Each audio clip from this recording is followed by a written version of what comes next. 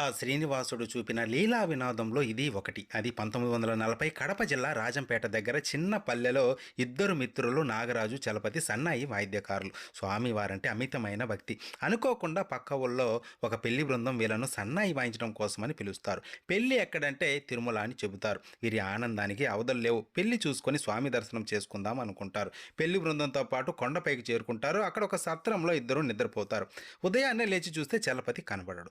చుట్టుప్రక్కల వెతికినా కనబడడు. ముహూర్తానికి సమయం అవ్వడం వల్ల నాగరాజు ఒకడే సన్నాయి వాయించడం ప్రారంభిస్తాడు. మనసులో చలపతిని తిట్టుకుంటూనే ఉంటాడు. కొద్దిసేపటి తర్వాత చలపతి సన్నాయి తీసుకుని వచ్చి పక్కన కూర్చొని వాయించడం ప్రారంభిస్తాడు. పెళ్లి జరిగిపోతుంది. చలపతి ఇప్పుడే వస్తానని చెప్పి బయటకు వెళ్తాడు. కొద్దిసేపటి తర్వాత కళ్ళు నలుపుకుంటూ అదరాబదరాగా చలపతి సన్నాయితో నాగరాజు వద్దకు వచ్చి, బాగా నిద్ర పట్టేసింది, సమయానికి రాలేకపోయాను, క్షమించు అంటాడు. అదేంట్రా ఇంతసేపు ఇక్కడే ఉన్నావుగా అంటే, లేదు నేను ఇప్పుడే వస్తున్నాను అంటాడు. నాగరాజుకి అప్పుడు అర్థమవుతుంది వచ్చింది సాక్షాత్తు శ్రీవారే అని.